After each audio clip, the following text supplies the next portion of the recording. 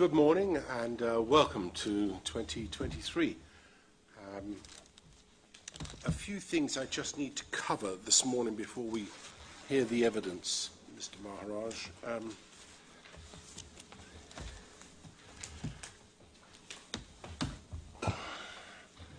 Yes, first of all,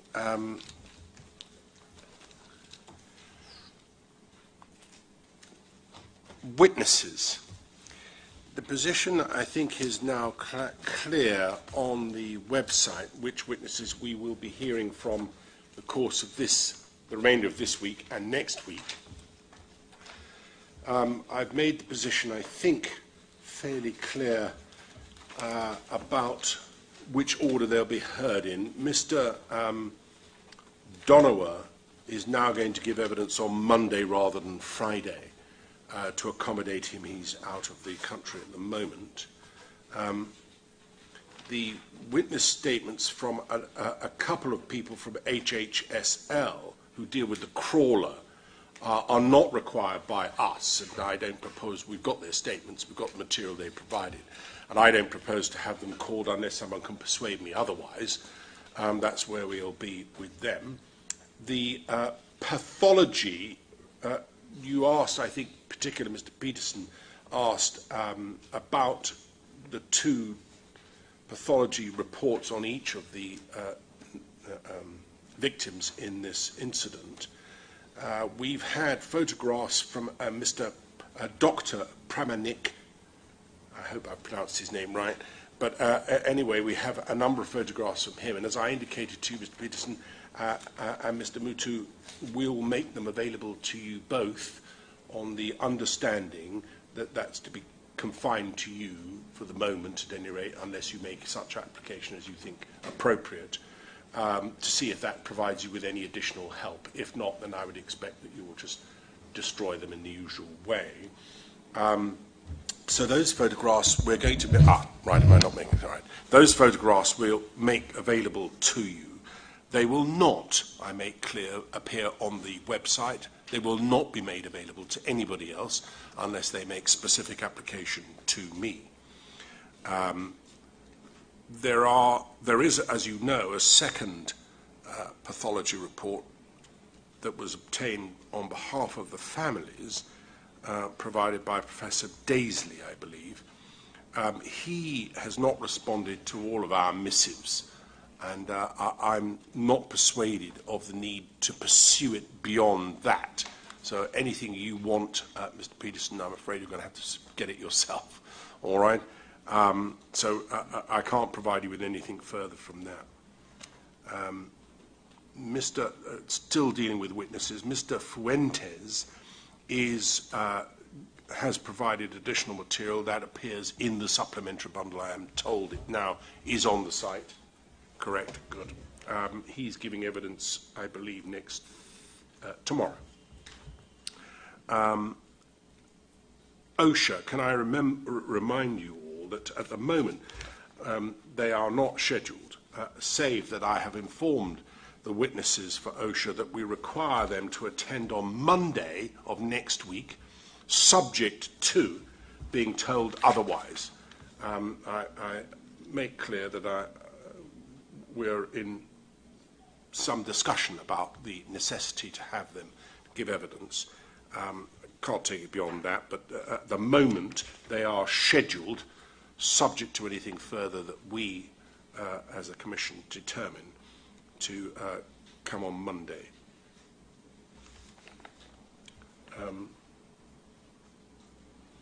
Yes, which brings me finally to the Tuesday, which will be the last day upon which we will hear evidence in this session, maybe completely. Mr.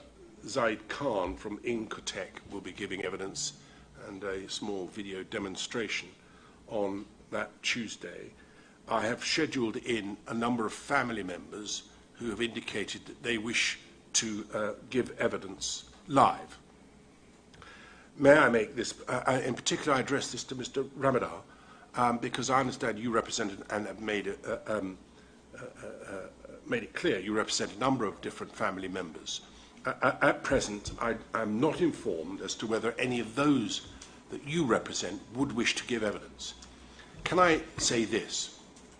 I encourage those who are directly affected by the outcome of this inquiry and those who are the relatives, close relatives of the victims of this tragedy to consider giving evidence. Yes. I want them to understand that we, the Commission, would regard that as important evidence. We will not, I make it absolutely clear, permit anyone to be cross-examined. They should feel completely at ease to say that which they want to say. What weight we give it is a matter for us, you'll appreciate.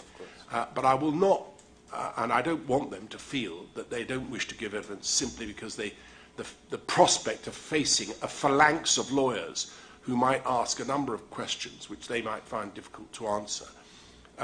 That will not happen. I will not permit it to happen. So they can write out what they want to say, they can go in the witness box over there and they can read it. We will treat them with the degree of sympathy that they deserve and they'll be allowed to leave. And that's the extent to which they will be taking part, if they wish. I don't want anyone to feel compelled to do so, but anyone who wants to should. At the moment, we have 2 people who have indicated they wish to do so, and if they do on the day, then they'll be permitted to do so. And that's the arrangement it's going to be in relation to those people. All right? Chairman, first of all, thank you very much for that. I think it's an excellent opportunity for the families to have a centre of ventilation. And indeed, younger Leah Henry has already produced a statement. It ought to have been forwarded to a commission already. I'm still in conversation with other members of the Kurban family as to whether they wish to do equally. Yeah, I make it equally clear. It's not an opportunity for them to have a rant about who they think is responsible one way or the other or anything like that. I want to understand what they had to suffer and the circumstances in which, in particular, they awaited the outcome of what they believe to have been a rescue attempt. Absolutely. And that's what I'm particularly interested in hearing. As I say, it's not an opportunity to have some rant about, well, it's his fault or that person's fault. I won't permit that either. Absolutely. All right. We are grateful for that opportunity. All right. Thank you so much. Right, that deals with witnesses and the timetable. You'll have seen from the timetable that we intend to conclude the evidence on Tuesday, the 10th of January. That will leave 3 days for potential closing statements. As I indicated at the outset of this inquiry, I will permit those who were not permitted to make statements at the beginning to do so at the end. At the present time, I am minded to allow everyone to go before the 2 principal parties, that is to say LMCS and PARIA. Anybody who has anything to say will be permitted to do so. I will need from you an estimate, please, between now and Friday of how long each person or each team anticipates they are likely to be, so that we can timetable it in. At the conclusion of all of what anyone has had to say, Mr. Maharaj will then address this commission as a final address on behalf of the commission. So that is the current timetable as we see it. Can I add to that this?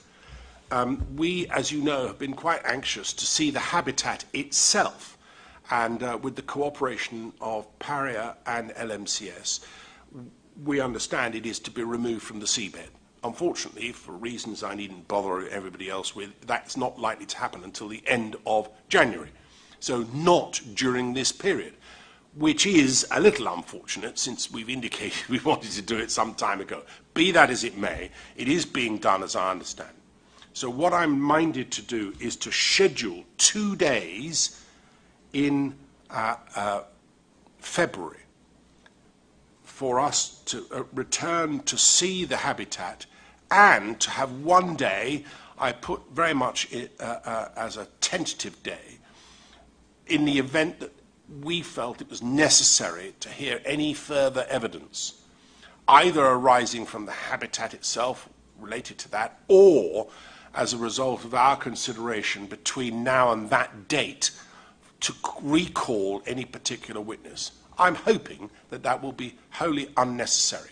But I'm anxious that we should not lose the opportunity, if we thought it appropriate, or indeed if principal parties thought it was appropriate. Those days are the 23rd and 24th of February, so after Carnival and after you've had a day to recover from Carnival. So you may not be aware, a day is not enough to recover from Carnival.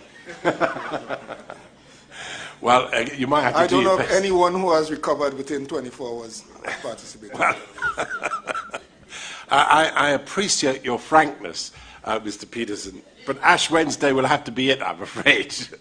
Can I make clear, this is tentative, and I will hear representations if it is particularly difficult for any particular party other than recovery. And at the moment, I'm minded to say the 23rd, which is a Thursday, 23rd of February, to view the habitat. That would be an easy day, if I can put it like that, with those who have hangovers. We can view the habitat. And then on the 24th, as I say, a tentative day, that's Friday the 24th, to hear evidence, if necessary.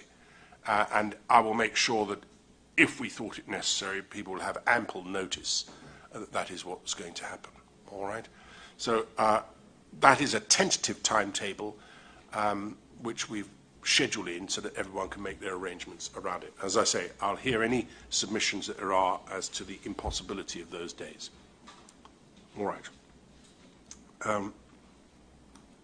I believe that covers all of the issues I wanted to raise this morning, save the application by Council for PARIA for disclosure from LMCS. Can I invite you to, I've seen the correspondence provided by Ms. Baird, I believe, yes, on behalf of PARIA. Now, can I ask, first of all, if that has been circulated to the parties, if everybody's seen the application that's been made? In particular, have you seen it, Ms. Purcell? Good morning, Mr. Chairman. Yes, indeed, I have seen that correspondence and application. Right. Well, unless you've got something to add, Mr. Peterson, to the letter that we've received, can I take it as you? No, Mr. Chairman. We just thought that in the procedure or the process of assisting the Commission, we thought that since we are focused around the incident and the management of the incident thereafter within that 48, 72 hours, we thought that all communication, including, and since you have recognized that LMCS is a party with standing, and as you had indicated even on the closing statements, that they are the two focus parties, that how they dealt and communicated with respect to the communication of what they had, because there's a big issue in this Commission as to whether they had a formulated plan and what they did with it and all of that. So I think the communication between them, not the position that they may have taken at the Commission, but the communication between them at the real time, which would have been the 48 to 72 hours after the incident. I think that will be helpful to the Commission to determine how things were actually well, so that everyone else understands what's being asked for. I mean, the application was orally made in brief by you before we broke up last year. And the follow-up correspondence from Ms. Baird, who instructs you, asks for all records and or documents produced by LMCS personnel involved in the rescue and or recovery efforts from Friday the 25th to Thursday the 3rd of March 2022, and identifies specific emails and other correspondence. And then B, all records and or documents received by LMCS personnel from third parties in relation to the aforesaid rescue and or recovery efforts. And then any emergency response plan. And then sets out it's important to properly interrogate this allegation that they were prepared to have divers enter the pipe, and to understand the circumstances surrounding the decision so to do. Pausing there for a moment, it seems to me that this was a matter that could well have been identified at a much earlier stage, and I simply wonder why this application is being made now, following the oral application at the end of the inquiry last year, rather than at an earlier stage. I see the identification of particular material and why it's decided that it would be important to this inquiry to have it for the purposes of interrogating that allegation. But given that those witnesses have now already given evidence, I don't know how you're going to interrogate at all without looking at the material. I mean, assuming the material threw up some issue that you thought was relevant or important, Mr. Peterson, you haven't got a witness now to cross-examine about it. We don't have the material, so but if that material does exist, I think under your edict earlier in these proceedings with respect to disclosure of all in your possession that reasonably would have been of assistance to the terms of reference of the Commission, that would have been forthcoming and should not have even give cause for us to generate this request.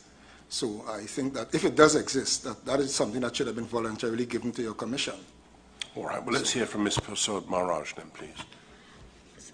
So, Mr. Commissioner, as has been just indicated by you, LMCS's personnel have already given evidence in this proceeding in the live evidential hearing. But in addition to this live evidential hearing, all the parties and particular persons who have not been called were interrogated and went through that process of dealing with all of the issues in relation to plans and everything that would have coincided with plans, decisions, discussions. Now, the evidence is already on record. Pause, please, for a moment, so that I understand where we're going. Yes. First of all, do you concede any of this exists? Well, it doesn't, and that's why I was now going to go into the evidence, because... Pause for a moment. Yes. First of all, if it doesn't exist, it doesn't exist. It doesn't So there's not a lot of point in us debating whether it should be disclosed or not disclosed, or why, or any of those things. Yeah. Either is in existence or it is not. There are few documents which were emailed, and those are already part and parcel of these proceedings. So whatever could have been disclosed have already been disclosed, and whatever could have been interrogated has or have already been interrogated. Both at this live evidential hearing and at the interview interrogations, which would have taken place between October to November. Yeah, so that I'm clear. Yes. All right.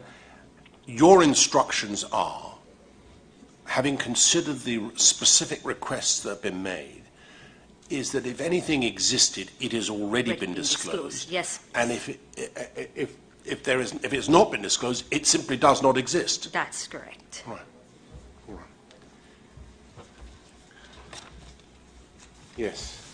Well, I don't think we need to take it any further. I can see that. I'm grateful.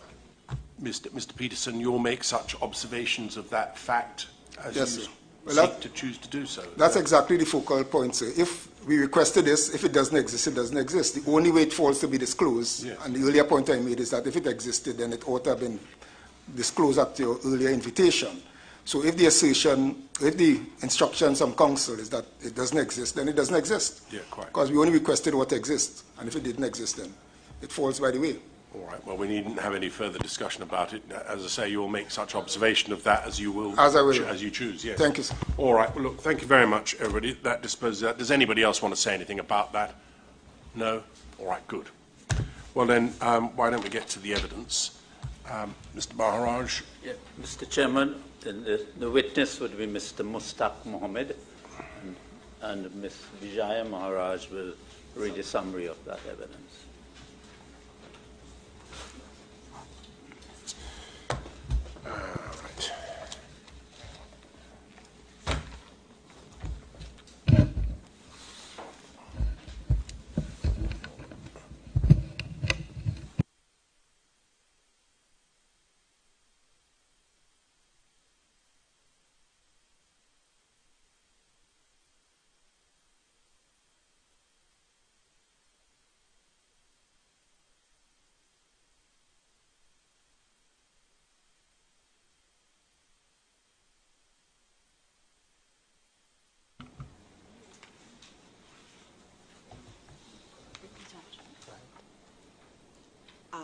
I, Mustafa Muhammad, solemnly swear that the evidence I shall give to this commission in this case shall be the truth, the whole truth, and nothing but the truth.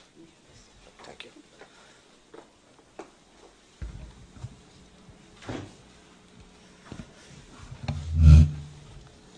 Good morning. Good morning, sir. Thank you for coming.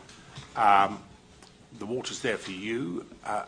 You've done the right thing, brought yourself into the desk and brought the microphone closer to you. What's going to happen now is this. You, through lawyers, Miss Baird, I believe, prepared a statement on the 7th of October of this year. That statement has been summarised, and Miss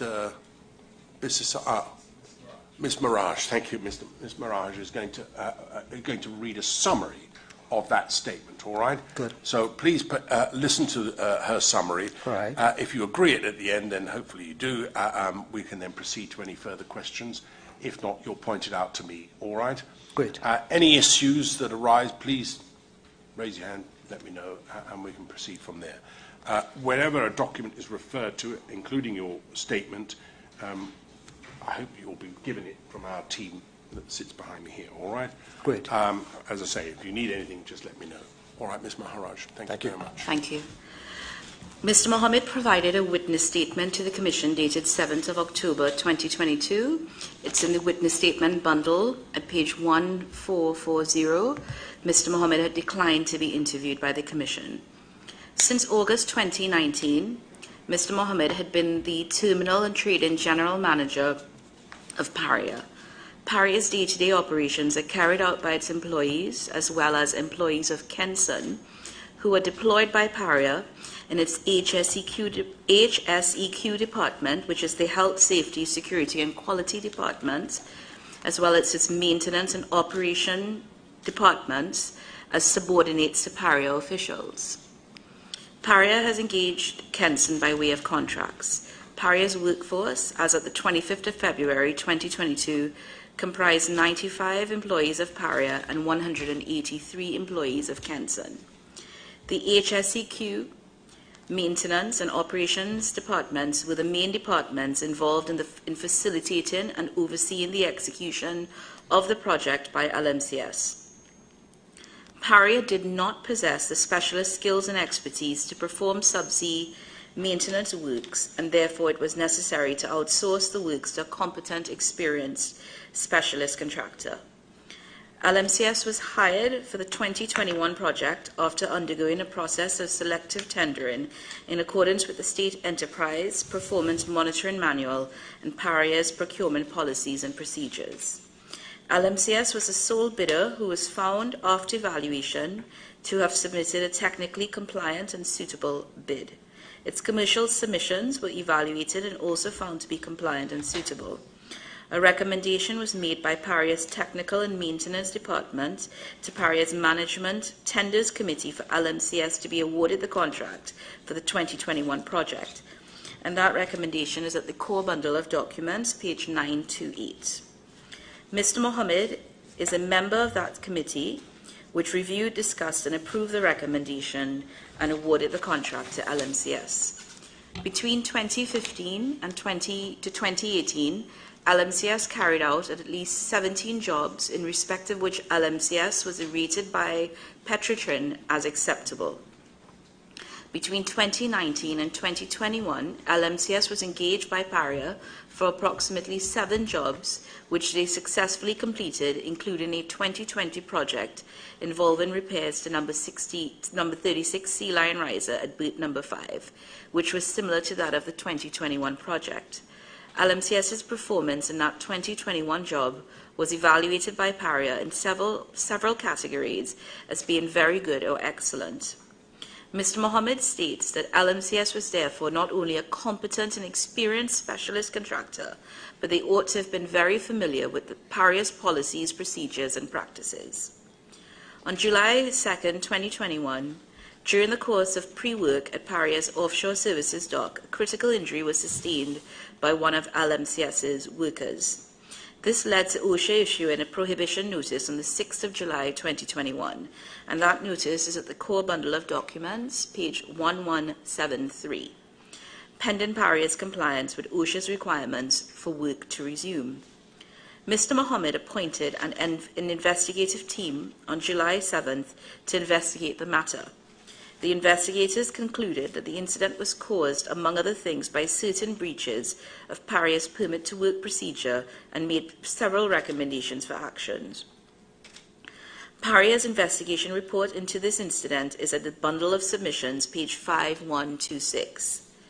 Mr. Muhammad states that the recommendations were accepted and implemented or in the course of being implemented by PARIA. Mr. Muhammad learnt about the incident on 25th February 2022 at around 3:15 p.m. from Mr. Colin Piper. His involvement in the aftermath of the incident included performance of his duties as General Manager, liaison with the incident commander, Mr. Colin Piper, and requesting and facilitating access by the incident management team to the resources required to assist in an emergency response, and liaising with the divers' families, PARIA's chairman, and other stakeholders with a view to keeping them apprised of material developments.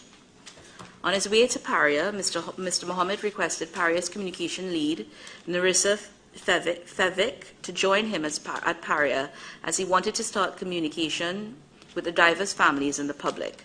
He also informed PARIA's chairman, Mr. Paul Newman, and the Chief Executive Officer of Heritage, Arlene Chow, of the incident. He also had a number of exchanges with Mr. Piper on his way to PARIA. Mr. Piper informed him, among other things, that a diver was recovered from within the chamber. Mr. Muhammad arrived at PARIA at about 5 p.m. He was informed that rescue divers were entering the pipeline in search of the missing divers. At that time, there were several unknowns, and therefore Mr. Piper held the position that it was unsafe to dive into the pipeline. Mr. Muhammad supported this view.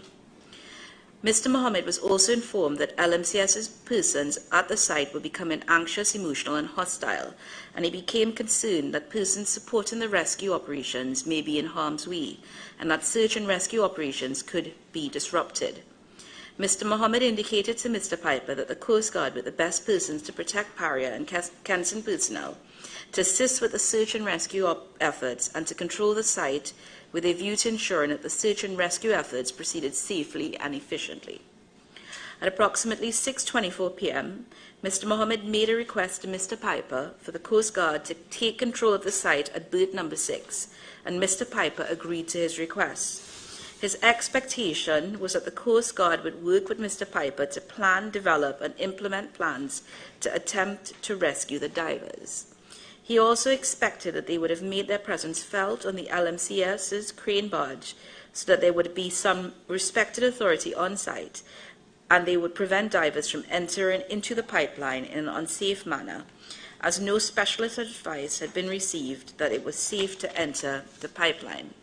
However, Mr. Muhammad states that he could not recall whether he actually spoke to the Coast Guard and requested them to assist. Mr. Muhammad said that in the wake of Christopher Budram's retrieval from the pipeline, the main focus was to inspect the internal condition of the line with the assistance of video footage, and as nighttime approached, the divers stopped diving on their own accord. At around 7:45 p.m., Mr. Muhammad heard Mr. Piper speaking to Kazim Ali Sr. on the phone. Mr. Piper asked whether the divers' families were informed of the incident, and Mr. Ali Sr. confirmed that they were. Mr. Ali Sr. requested of Mr. Piper for the topside riser to be installed at berth number 6 in order to mitigate the risk of compressor failure and facilitate the use of tools like the crawler inside the pipeline. He also requested that the blind flange be removed from berth number 5, as he had heard reports of knocking at berth number 5 and wanted to enter from that berth to attempt a rescue. Mr. Piper agreed for LMCS to install the topside riser, but indicated that he would get back to Mr. Ali Sr. in relation to the removal of the blind flange. Around 9:15 p.m., Mr. Muhammad was advised by Chantal Ramdeo, Senior Process Engineer at Heritage, that the removal of the blind flange at berth number 5 could cause any existing air pockets in the pipeline to move or be extinguished, but she could not answer the question definitively, as she did not have all the necessary information. Based on this information, Mr. Piper decided that it was too risky to the missing divers to remove the blind flag at that stage. Mr. Muhammad agreed with this position. At around 9:30 p.m., Mr. Muhammad stated that he called Dr. Miriam Richards to assist with the incident management team having an interview with Mr. Budram so that more information on the incident and the condition of the pipeline could be obtained. At around 9:43 p.m., the incident commander had a discussion with Mr. Piper wherein Mr. Budram provided information in regard to the state of the other divers and the pipeline. At around 10:30 p.m. to around midnight, the Coast Guard concluded that it was too risky to dive into the pipeline. By midnight, there were a number of specialist diving companies, companies with confined space rescue capability, as well as the Coast Guard representatives on site. The incident management team was also having discussions with the heritage team who was providing support. At around 1:30 a.m. on Saturday, Mr. Piper reported to Mr. Muhammad that the data received from the pushrod camera borescope footage was viewed with the Coast Guard and 2 rescue diving contractors, and they all indicated that they would not enter the pipeline to perform a rescue due to the risks involved. At approximately 4 a.m., Mr. Muhammad was informed by Mr. Piper that attempts by a crawler to get past the blockage was unsuccessful. Mr. Muhammad left PARIA at about 5 a.m. and returned at about 7 a.m. on Saturday.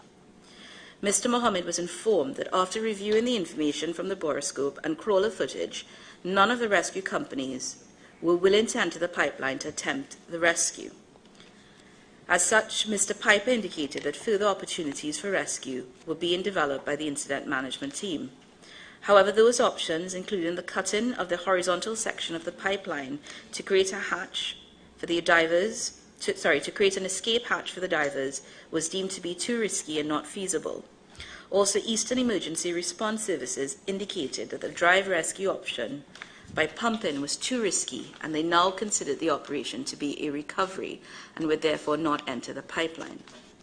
The incident management team, however, agreed to continue with pumping out the line option in the event that Eastern or another company could be persuaded to execute a confined space dry rescue. From around 12 noon to about 1 p.m., Mr. Muhammad and other members of PARIA management team held a meeting with the divers' families. The purpose of this meeting was to give the families an update on the situation and ongoing operations. Minister Stuart Young was present, and at that meeting, Narissa Fevic, PARIA Communications Lead, was also present at the meeting and obtained the contact information for the relatives of each diver. And by 3 p.m. on Saturday, she formed a WhatsApp group to provide the families with timely updates. She offered the divers' families assistance, including free counseling services and the purchase of groceries, which was accepted by some of the families, but not all. From around 4 p.m. to 4:45 p.m., Mr. Muhammad attended a meeting with Mr. Piper, Mr. Michael Wee, as well as heritage officials. Mr. Muhammad addressed the meeting by providing an update of where the efforts were and indicated that they were working with the option to pump down the line so that a dry rescue could be performed. In addition, the likelihood of the divers not being alive and the potential transition from rescue to recovery were also discussed. After the conclusion of the meeting, Mr. Muhammad and Mr. Piper discussed whether time had come for PARIA to make the decision to transition from rescue to recovery based on all the information received. At paragraph 97 of his witness statement, Mr. Muhammad outlined the relevant factors which they considered. A joint decision was made by Mr. Muhammad and Mr. Piper at about 5:15 p.m. to transition PARIA's response from rescue to recovery. However, Mr. Muhammad indicated that they agreed to speak with the families first before informing the public. Mr. Muhammad met with Mr. Kazim Ali Sr. at 5:30 p.m. at the shipping building. He told Mr. Ali Sr. that the likelihood of the survival of the divers was low and that they should talk to the families and advise them of this. Mr. Ali Sr. said that that was a message he could not deliver and that he didn't know how to tell them the chances of survival were slim. Mr. Muhammad says he asked Mr. Ali Sr. to accompany him to the families, and Mr. Kazim Ali Sr. suggested that they meet with Kazim Jr.'s wife, and they did so. At around 6 p.m. to 6:30 p.m., Mr. Muhammad went to the house of Kazim Jr.'s wife and informed her of the decision. It was a difficult meeting. However, after the meeting with the Ali family, neither Mr. Kazim Ali Sr. nor any other representative of LMCS was willing to accompany Mr. Muhammad to visit the other families. Mr. Muhammad was informed that the divers' families were gathered outside PARIA's gates. He returned to the PARIA's main building to attempt to get the families to come inside one by one in an orderly fashion. However, they refused. Mr. Muhammad says, therefore, that at approximately 8 p.m., he held a WhatsApp call to inform the other families of the decision to transition to recovery and the reasons for that decision. Mr. Muhammad states that around 9 a.m. on Sunday, the 27th of February, he met with PARIA's chairman, Newman George, and then he and Mr. Piper met with Minister Young and the CEO of Heritage, Arlene Chow, and informed them that PARIA was transitioning to recovery. Mr. Muhammad and other PARIA representatives held a meeting on Sunday morning with Kazim Ali Sr. and other LMCS representatives. During the session, Mr. Ali Sr. stated, among other things, that he knew his son had already passed and that he was thinking about the recovery of his body and those of the other families, and he expressed concern that the way PARIA intended to recover the bodies may cause them to become mangled, and indicated that this is why he wanted to send a diver into the pipeline to bring them out. Mr. Muhammad states that he requested a method statement for the proposed LMCS plan to recover bodies with a risk assessment and emergency response plan and the diving certification of the diver whom they proposed to deploy so that PARIA's experts could review the documents and assess the procedures, its risk and mitigation measures before making a decision. PARIA received LMCS's documents around 2:20 p.m. on Sunday, after which a meeting was convened with LMCS to discuss the rescue plan. Mr. Krishna Fuentes, independent dive expert, Mr. Rolf Seals, dive experts on behalf of Heritage, and Lieutenant Hargreaves of the Coast Guard did not agree with the proposed dive into the pipeline and indicated that the plan was too vague and risky. Mr. Muhammad and PARIA held a conference at about 8 p.m. on Sunday to inform the public of transition to recovery.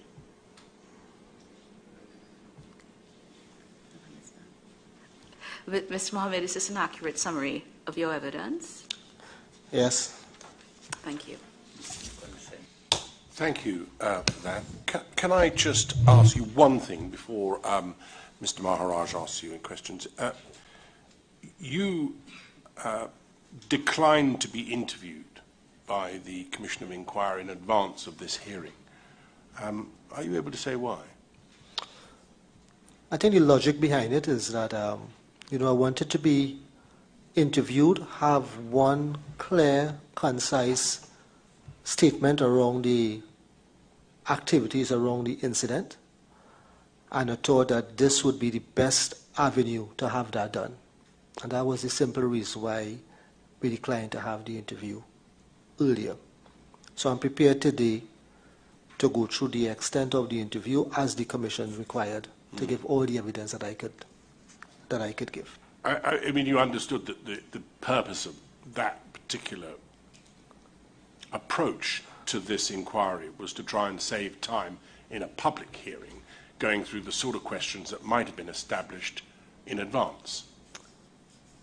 I give it some thought, and I kind of resolved myself that this was probably the best way to do it. Was that an independent decision made by you in relation to your own position? I think it was in consultation with the legal team also, so there was both consultation and independent decision. I don't want to hear what they might have advised I just say, you, but, yes. But it was, having taken advice, you decided that it was an appropriate course to take. Correct. And was that one which you, given your role in PARIA, advised other members of staff of PARIA to also adopt? I would say generally, yes, we all agree that we'd give evidence once, give it as clearly and as concisely as we can, and we would respond in writing to any questions that the Commission had. All right. Thank you. Okay. Yes, thank you. Mr. Maharaj. Much obliged, Mr. Chairman. Mr. Mohammed, I want to ask you some questions. Yes. According to your statement that you gave, as you stated at paragraph 4 and 5, that as General Manager of PARIA, your duties included an overall sort of responsibility for safety and secure operations. Am I correct? That is correct. Correct. And according to paragraph 5.2 of your statement, the words you use is driving a safety-first culture was the sort of motto that you operated on. Yes. And then at paragraph 15 of your witness statement, you stated, and I'm a bit concerned about this and I want to get some answers from you because I think it's very important. You stated that PARIA did not own the necessary equipment, nor did it have the specialist skills and expertise required to perform such a job. That is accurate. And you maintain that today. And I maintain that today. And then at paragraph 17, you stated that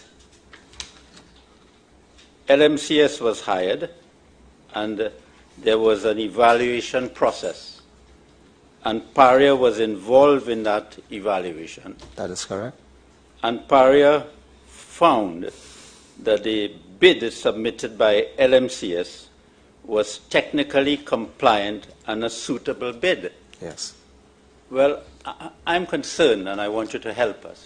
If PARIA did not have the expertise required to perform such a job, it also undertook to evaluate the bid in order to determine whether PARIA should be, as to whether LMCS should be awarded a contract? That's the question. Yes. So I agree with the statement above that PARIA did not have the skills. I'd start by saying that I don't believe any organization has all the skills to execute every bit of work that it is going to do. PARIA is no different to any other organization from that respect. We'd have gone out with a process where we would have identified the scope, we would have identified the challenges around doing the job, and we would have gotten returns from contractors. In the evaluation process, what would we have looked for? We would have looked that the company had certain management systems in place, that they had an HSE management system in place, that they were certified and deemed competent. In this case, one of our key expectations from people who do high-risk work is that they were STOW certified, which is an indication that they have met a certain standard on the performance of work with regards to safety. We would have looked at the general competence of the people and the people supplied to do the job. We would have looked at the ability of the company to do the job. We would have looked... Sorry, I'm trying to write this down. So too fast, sorry. Just a bit too... Okay, sorry about that. And we would have looked at the company's track record in being able to execute this type of job. And in all cases, particularly, in my view, there is no better proof of competence than having done a similar job successfully. And LMCS met those criteria. In each case, they were able to meet the criteria. They had done a very similar job on the same section of line only a year ago, I think it's 2020. So they would have met, I would say, the general requirement for being able to execute a job of this type. Okay, I'll come back to the similar job matter in Great, a short while. But you will appreciate, and tell me if you agree, that the contracted works in this case that we are concerned about involve a dangerous operation in that there could have been a delta P hazard and persons could have got injured and persons could have been in difficulties. It was a dangerous operation. My understanding of the job that was done in 2020, that possibility also existed, that there were plugs inserted in the line, there was likely to be a delta P activity. So, in terms of the differences in the job, would it be the depth underwater, I guess the length of the pipeline, but there were no major material differences with regards to the type of job and the risk associated with the job. So, Mr. Muhammad, you recognize that in this job that had to be done, there was the possibility of a delta P hazard? I would say at the time of investigating the tender, no. No. So, having PARIA not having the expertise, as you said, yes, to do this kind of job, PARIA, according to the permit work procedure of PARIA, yes, was required to determine whether to accept or reject LMCS method statement for these works. Is that a question? That's the question? Yes. PARIA had to determine whether to accept it or not to accept it. From the perspective of the permitted work system, all right, every contractor that we hire to do specialist task is expected to bring to the table the specialist risk involved in doing that job. All right? PARIA's permitted work system would take into consideration both the obvious risk that PARIA has to manage based on the things that we do day to day, and it would also combine that together with the specialist risk that is brought to the table by a specialist contractor. As I indicated before, I don't think there's any company in the world who understands every bit of risk for every job that they do. So there's an expectation that a specialist contractor will bring forward special risk associated with the execution of that job. I accept that. Okay. But the fact is that whatever the contractor does, whatever LMCS put forward in this matter, yes, PARIA had to determine whether to accept the method statement or to reject it. PARIA had a role in terms of doing two things, according to the permit work system. We had a role to ensure that there was process set up where the risk was discussed between the contractor and the operator for doing that particular job, that a risk assessment was developed where the knowledge of the contractor and the knowledge of the operator is brought to bear onto the risk assessment. PARIA obviously would consider the risk that is evident to them and they could clearly identify, and there has to be an expectation that the contractor would bring those specialized risks to the table. Yes, but do you agree that in this matter, PARIA accepted the method statement LMCS did in respect of this work?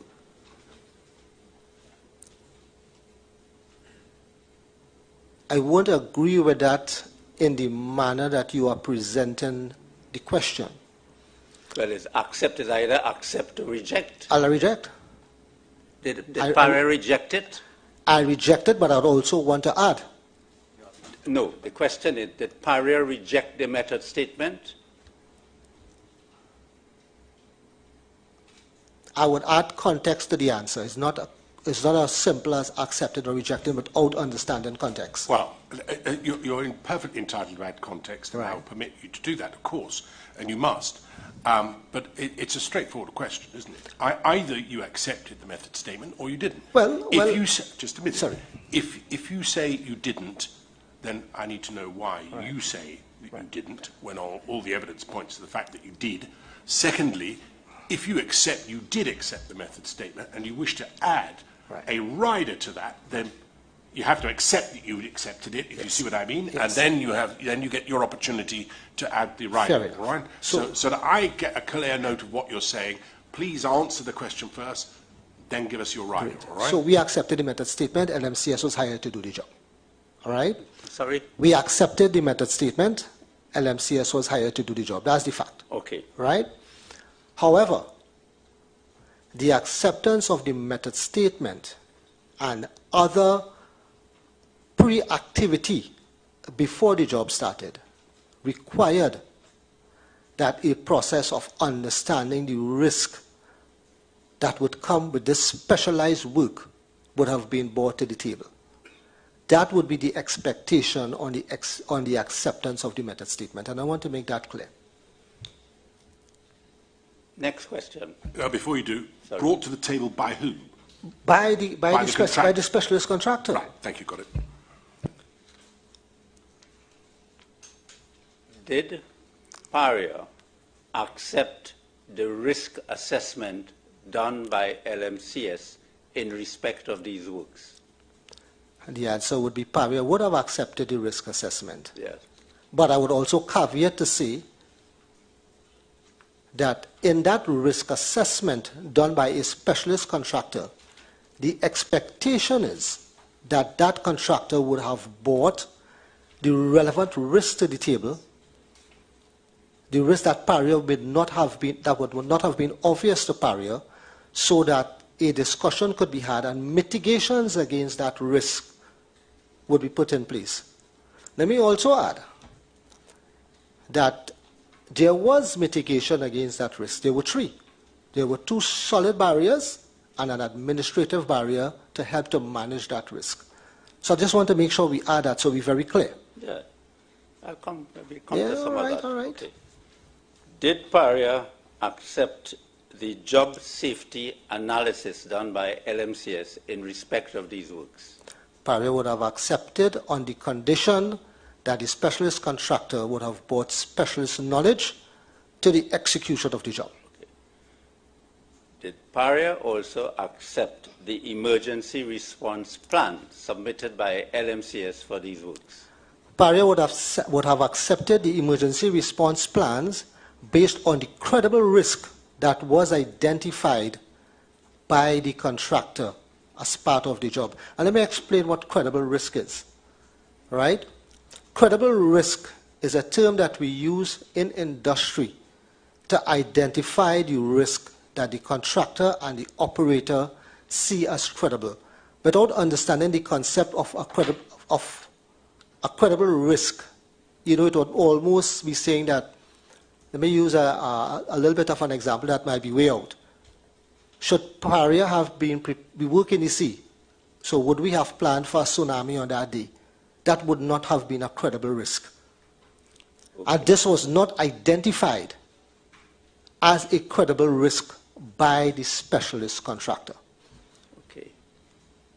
Would you agree with me that in all of the documents relating to the method statement, yes, the risk assessment, the job safety analysis, and the emergency response plan, which PARIA reviewed, LMCS did not identify in those documents a delta P hazard? I agree with that. And PARIA accepted those documents? Yes, PARIA accepted those documents on the condition that we hired a specialist contractor who would bring specialist knowledge both on safety and the execution of this particular type of job. We'll come to that. We'll come, because you're saying that, and I accept what you're saying. Okay, great. We'll come to that. I'll show you the permit to work rules and what. It's fine. Okay. So, PARIA, in doing its review, yes, did not also identify for these works a delta P hazard. That is correct. That is correct.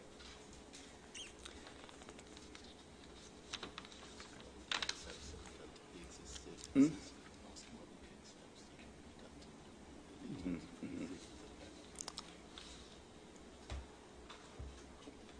You would accept that from your knowledge, that from what you know now, that there was a delta P hazard, a latent delta P hazard from the 13th of February.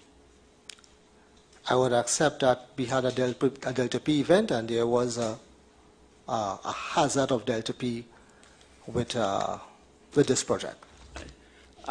You would be familiar with again, sorry, I do need to be clear. Yes. Are you accepting that there was whether you identified it or whether LMCS did or not, irrespective of that, do you accept now that on the evidence there was a latent Delta P hazard from the 13th of February? I would accept that there was a potential for a Delta P incident or a Delta P hazard at this time, yes. From the 13th? From the 13th? Yes. The 13th is the day upon which the first works took place in relation to this piece of pipeline. In other words, they did the works on berth number 5. 6, sorry. Intervening Christmas period has confused me which one it is. So once the works had started, there was in existence a potential Delta P hazard. Do you accept that as a fact now? I'd accept that as a fact with a caveat, though, if you don't mind. That I explain a little bit, right? Whatever caveat you like. Yes. All right, good. The fact that we would have had differential pressures because of the hyperbaric chamber and the pipeline, right, would have, in hindsight, would have created the potential for a differential pressure, for a differential pressure condition within the pipeline. I accept that. From the 13th? From the time the hyperbaric chamber. Not before the hyperbaric chamber? No, if the hyperbaric chamber was never pressured. Remember, the Delta P was created only during the pressurized period of the hyperbaric chamber. Once the hyperbaric chamber was not in place, then the pressure above the plugs and below the plugs was the same. The pressure potential that created the DP came about with the pressurization of the hyperbaric chamber. I understand what you're saying. And so that for my note, yes, your position is this, that with the benefit of hindsight, there was a Delta P issue from the time that the hyperbaric chamber was put in place. And pressurized. And pressurized. Yes. Thank you.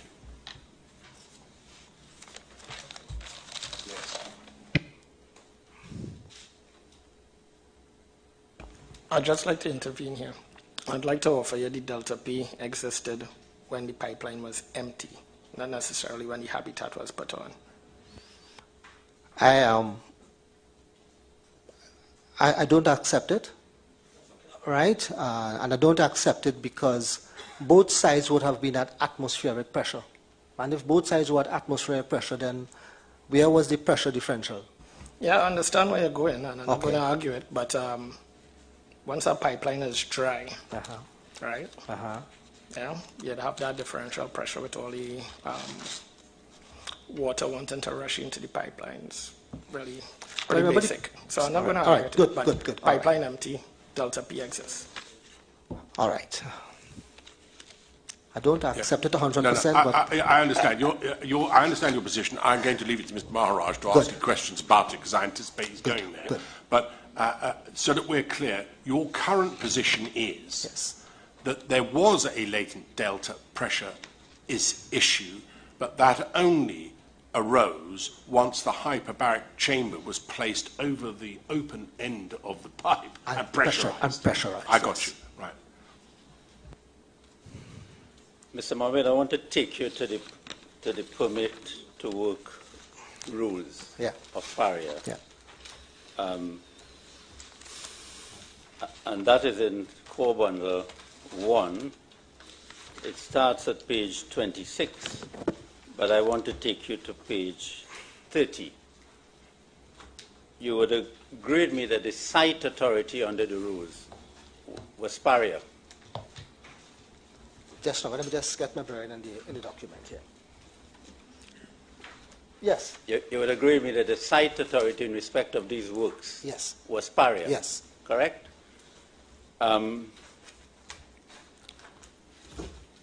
If you go to 5.3, the site authority shall, you see it said the site authority shall ensure that a suitable and sufficient JHA has been prepared for the job.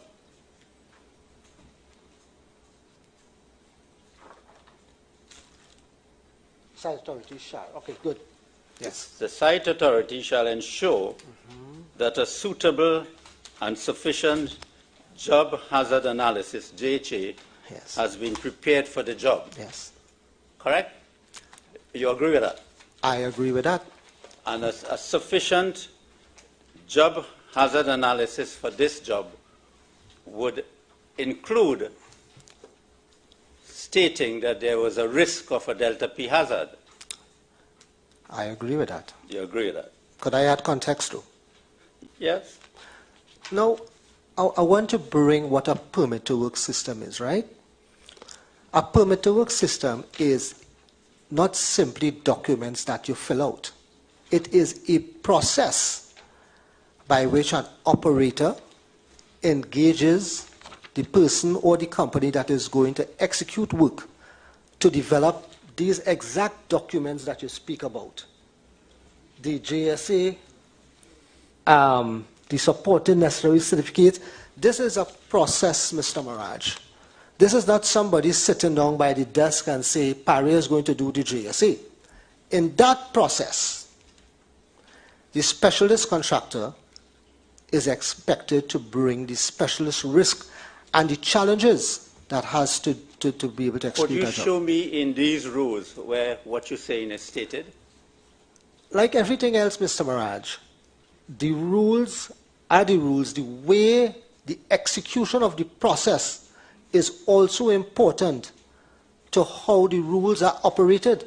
Would you agree with me that what you're telling us is not stated in the rules?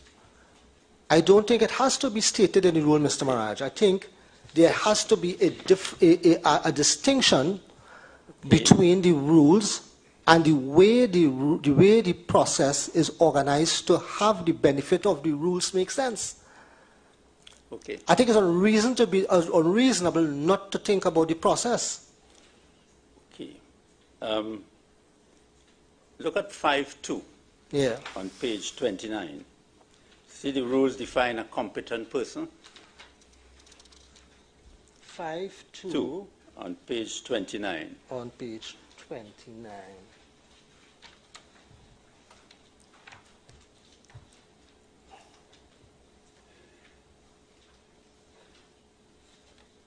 I am seeing page 14. Is it 29 at the... Yeah, okay. 29, yes, 0029. Yeah. Okay. 5.2, you see a heading, competent person? Yes. A competent person in PARIA's permit to work system is an individual who has the required training, knowledge, experience, qualifications to identify the hazards and to develop effective precautions for high hazard activities such as etc., etc. Yes. Right? Now, PARIA decided that LMCS was a competent contractor. Yes. Correct? Yes. A competent contractor would be expected to identify, as it states here, the hazards and develop effective precautions. Yes.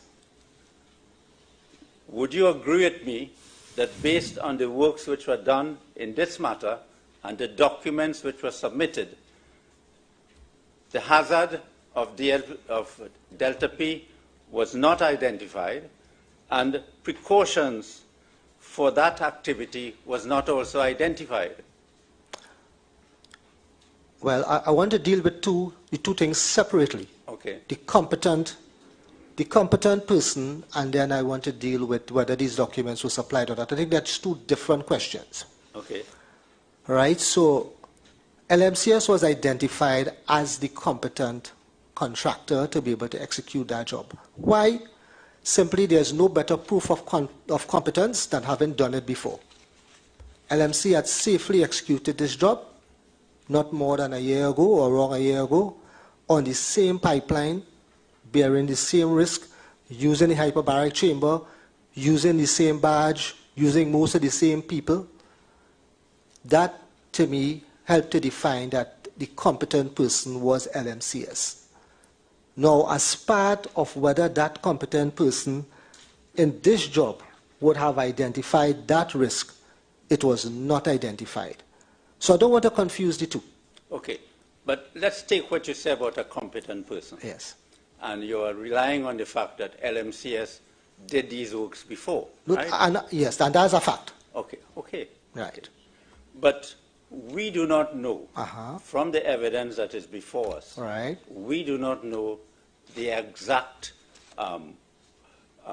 what were the exact amount of liquid in the pipe at the time in those works. Mm-hmm. We do not know whether those works had a similar, had a liquid in the pipe to a certain extent that a delta P could not have occurred. So we do not know from the evidence that PARIA has produced what those works, even though there was a hyperbaric chamber and there was a similar pipeline works, we do not know the details of those works.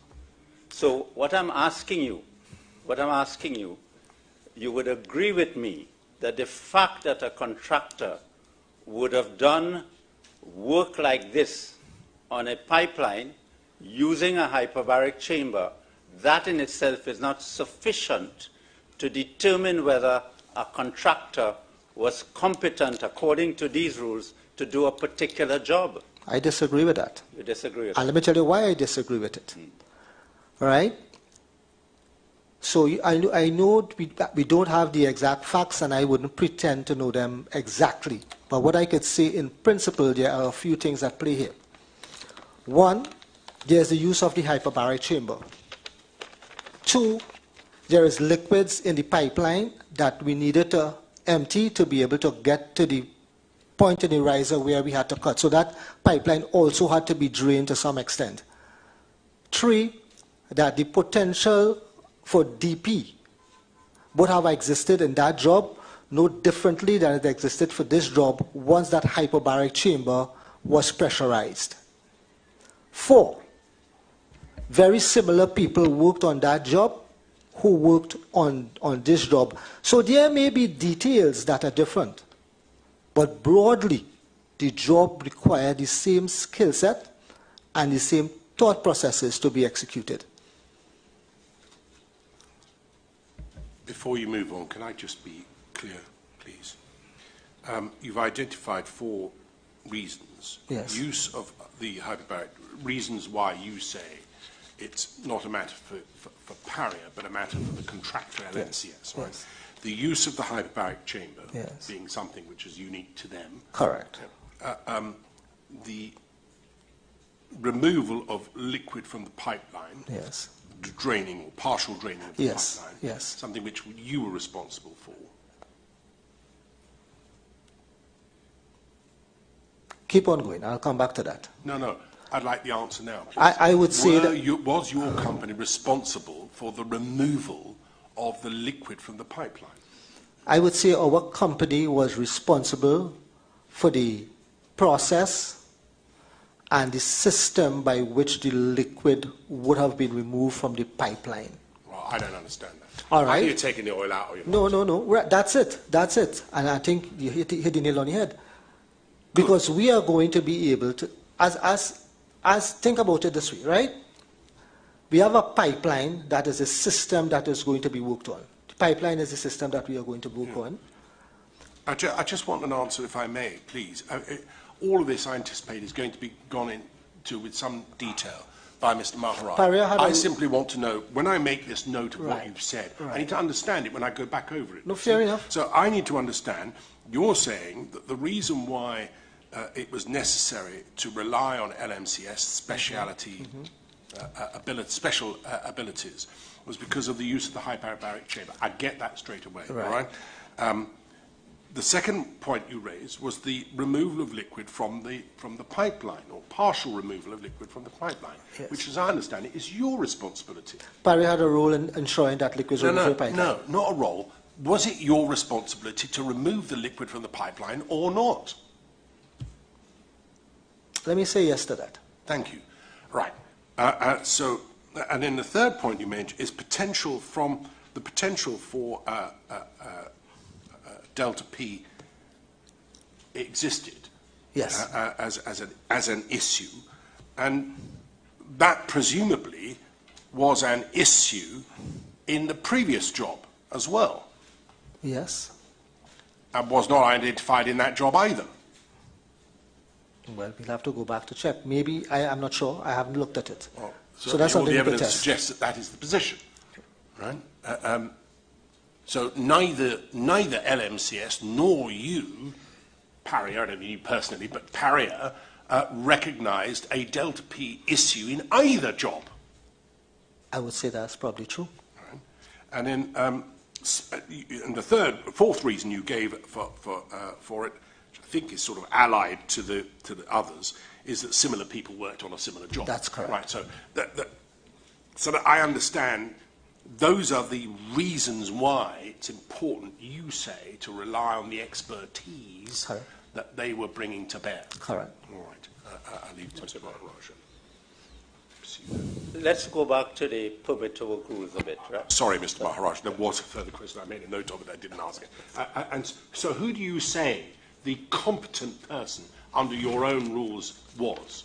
The competent person would have been the expert contractor that we brought in, or the specialist contractor. Right, not anyone employed by you. Not anyone employed by us. To name an individual, the competent person was who? LMCS. As a company. As a company. They were the competent person. Yes. Right, thank you very much. Thank you, Mr. Maharaj. Mr. Mohammed, I take you to page 28 of the rules. Core Bundle 1.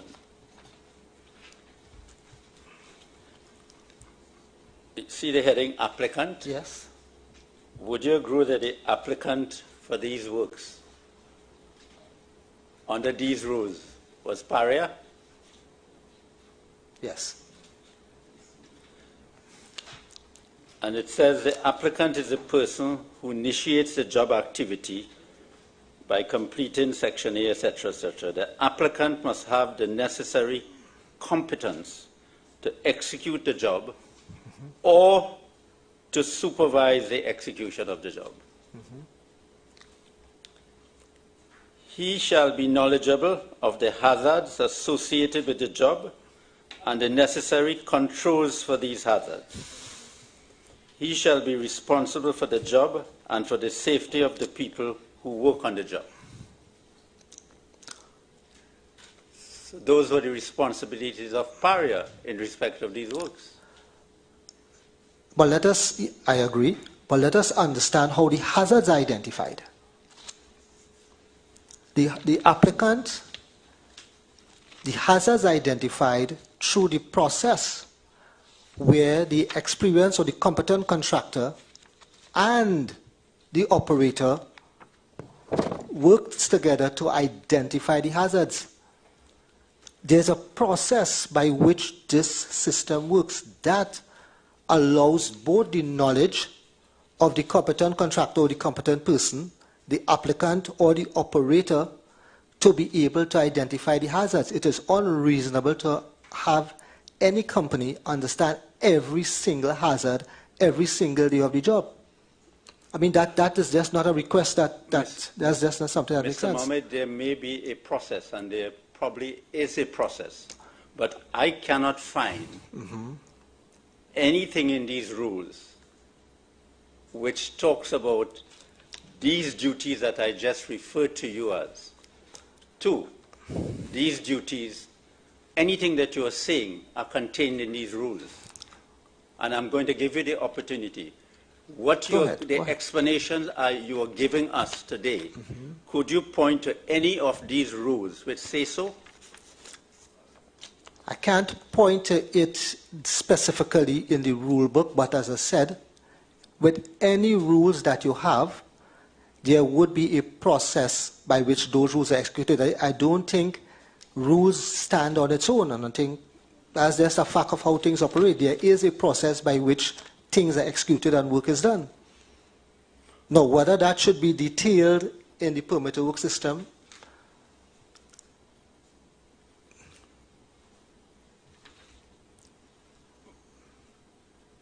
Well, you have told us that PARIA didn't have the necessary expertise for this work. Yes. So would you agree then that it did not have the necessary expertise to assess whether the documents submitted by LMCS were adequate for the work? I would argue that, or I would say on its own, PARIA would not have had the competence to be able to do that, and that's just the fact. I would also say that PARIA has a permit to work system and a permit to work process that encourages and facilitates discussion between the competent contractor and the operating company, whereby those risks are identified and mitigated.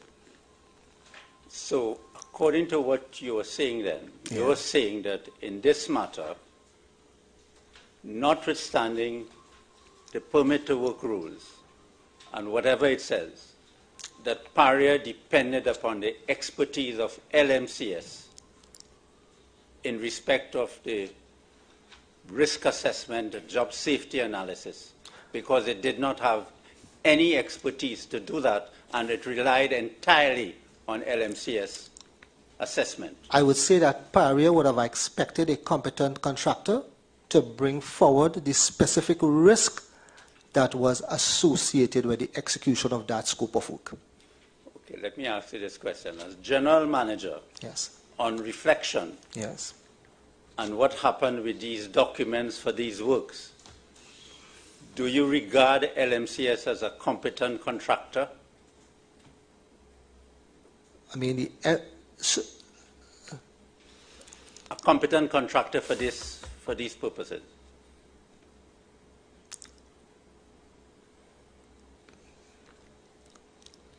We hired LMCS based on their track record and the competence they demonstrated to do a very similar job on the very same system a short while ago. They were, hold on, give me a chance.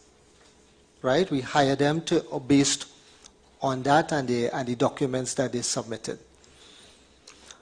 Now, the root cause of the incident and why the incident occurred, I think it's more than just the competence of the contractor. I think there needs to be a little more understanding of what was the critical factor that caused the incident to occur before I answer that question. What actually happened? What was the critical thing that changed that caused this incident to occur? And why did that change take place? Okay. Well, we're going to determine that in due course. But I do want to, if I may, please, pursue that a little further. You see, what Mr. Maharaj has been asking about is the applicant. Yes. Now, the applicant is described in your own document, the document that is the permit to work procedure that your firm effectively put in place. Yes. Right? And it assigns various roles to different people and different responsibilities to different people. Correct. And the purpose of that is so everybody understands what their competencies are and what their responsibilities are. Right. Yes? So, in paragraph 5.1, it describes who the applicant is, doesn't it? Yes.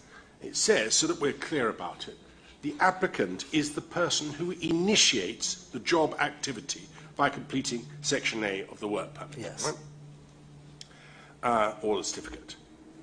That's the first sentence. Second sentence, the applicant must have the necessary competence to execute the job or to supervise the execution of the job. That's one sentence. Right. All right? So the applicant himself, in this case, was who? It was, if you can't remember, Mr. Houston Marajat Singh. Yes. Yes? He is the person described in this rule book, if you like, your rule book, as the applicant. Yes. And it follows that any ordinary reading of that sentence, that the applicant, Mr. Marjad Maharajad Singh Yes. is that he must have the necessary competence to execute the job, Yes. right? Or supervise the execution of the job. Yes. Right? Now, given that is the position, Yes. is it not, in its ordinary and plain reading, his responsibility to ensure that such hazards as might exist are identified? Right, and it's all right if I take you to the next statement? Yes, The but I'm next going to read the sentence? next sentence, Next because sentence. the next sentence, which is equally important, Right, he shall be knowledgeable of Right. the hazards associated with the job Right. and the necessary controls for these hazards. right, Right? And he should be responsible for the job and the safety of the people right. working on it. Now, is it your position that he only gains that knowledge from the contractor? It is my position that the knowledge of the hazards in a specialist type job Yes. is gained through the process of engagement with the contractor, who would bring specialized knowledge and specialized understanding of the risk and hazards associated with that job. I think I understand you then. So what you're saying is his knowledge is not independent of the contractor. That is correct. It is linked to the contractor. That is correct. So if the contractor's wrong, he's going to be wrong. If the contractor is wrong on the specialized knowledge, there's a chance that he could be wrong, yes?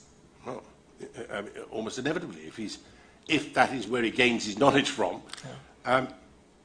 So the sentence which says the applicant must have the necessary competence to execute the job, clearly he didn't.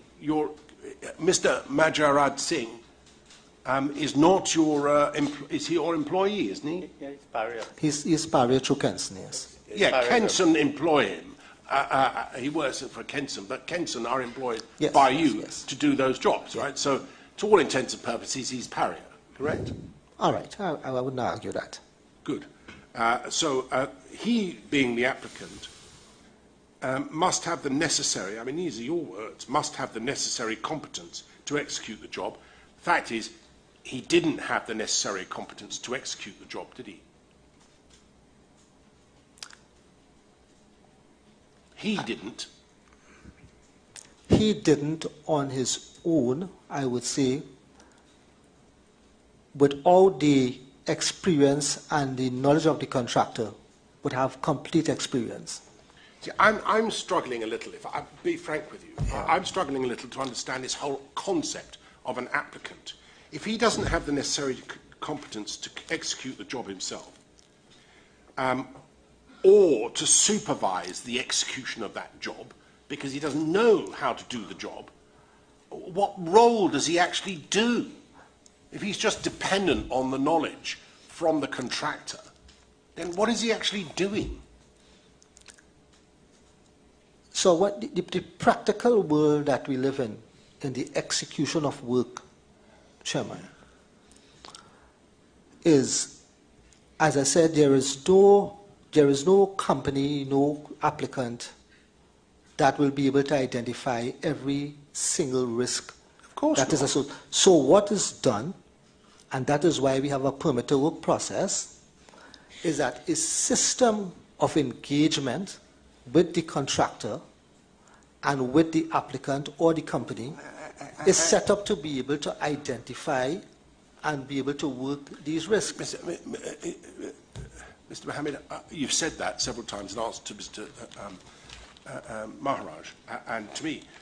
What I want to understand is what is his actual role? What is, if he can't do the job and he can't supervise the execution of the job because he can't do the job, I want to understand what the applicant's role actually is. What is he actually doing? If he's totally dependent on information provided by the contractor himself. I never said that he was totally dependent, right? So remember, there are two types of risk, and there is the supervision of the job. The two types of risk are the obvious risk. So LMCS is coming to work on our facility.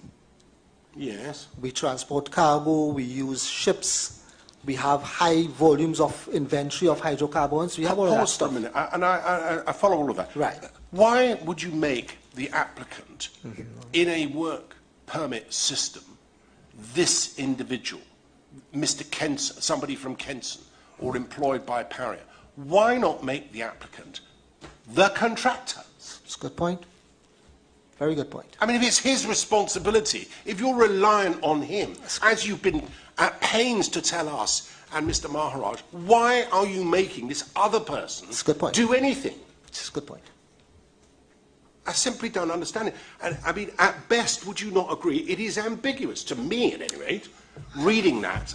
Yeah, I think it creates some ambiguity, so, you know, I think you made a very good point. I simply don't understand the point of having an applicant unless that person, I could see it in other circumstances, but where you are wholly reliant on the contractor being able to identify the problems that might exist, why not make that person the applicant? It's a very good point, sir. Okay, thank you very much. I'm sorry, Mr. Maharaj. No, just needed to understand.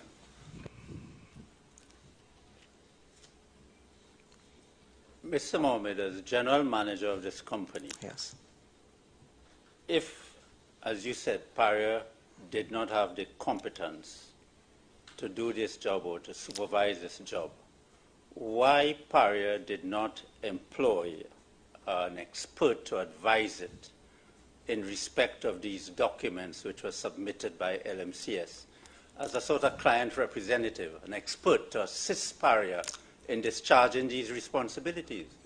Mr. Maharaj, there are a number of options that are available. The option we choose to execute this job was to bring that expertise through the contractor that we hired. I'm not saying that what you're saying is not an alternative, but what PARIA did, and the expectation is that that competence and that expertise would have come through the contractor who had experience in executing a similar job before. But Mr. Mohammed, I want to try and understand my question. I understand your question very clearly. If according to the permit to work rules, the applicant here is PARIA, and PARIA had the responsibility of ensuring that necessary competence to execute the job or to supervise the execution of the job, and you as the general manager, no, PARIA did not have the competence to do that, why PARIA did not consider having an expert to advise it in respect of the documents which were submitted for these works? That would always be a consideration, Mr. Maharaj. In this case, as I explained, PARIA chose to go with a contractor who had a track record of executing this very same work, not longer than a year ago. But you would agree with me, I think you agreed with me before, but tell me, you would agree with me that these works had serious hazards which could have caused persons to be injured, and in this case, 4 persons lost their lives. So this was a dangerous operation. Wouldn't you say that? Mr. Maharaj, it's very unfortunate and regrettable that 4 people lost their lives. I can't explain to you how it feels to be sitting on this end of the microphone in a situation like that. All right? And I have been in this industry for all my life, since 1985. But I also want to add that we do dangerous work every day. Today, while we sit here, I have guys who are standing on top of a tank that is 90 feet high, doing welding. That's dangerous work. I have guys who are working on 12,000 volt systems. That is dangerous work. So there was no, I would say, this was specialist work requiring specialist risk. But we conduct dangerous work every day. I agree with that. Okay. But Mr. Mohammed, all that I'm asking you, if you know that PARIA is doing dangerous works, which could cause injury to persons or even death, would you not think that in the exercise of your duty of care, 2 persons, you should have had an expert to advise it in respect of these documents which were submitted by LMCS? PARIA has adopted a system for work that includes the hiring of competent contractor and a permit to work system through a process where those risks are expected to be identified. I am not discounting what you said, Mr. Maharaj. I mean, it's very good consideration, but I am saying it's not the only consideration. We have a process by which we manage those risks. Now, if that's something for consideration, then that's fine. But there is a process. What I don't want to leave on the table that has to be said is that there is a process that PARIA has in place to allow these risks to identify and a particular approach. If in this case, right, Mr. You see, I'm not sure that that's right, is it? Because if we just go back to what I was asking you and what Mr. Maharaj asked you before, I mean, if you read paragraph 5.1 and what the applicant is supposed to do, if that person is somebody from your firm or someone you employ through Kenson, is not the contractor entitled to think, well, if we've missed something, they will pick it up? It's a two-way street, as you put it yourself.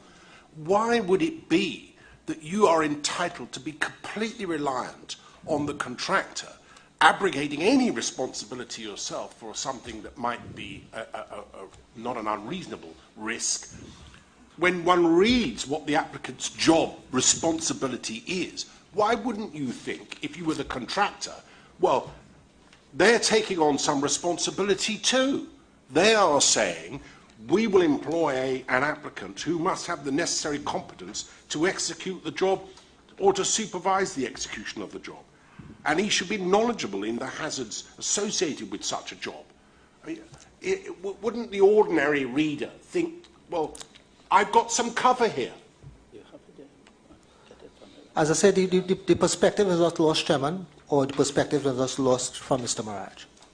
The perspective is not lost. All right. Well, thank you for that. I think we'll take a short break now.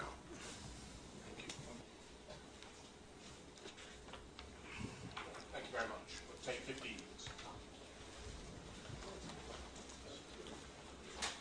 Oh, I go back to the room. Right.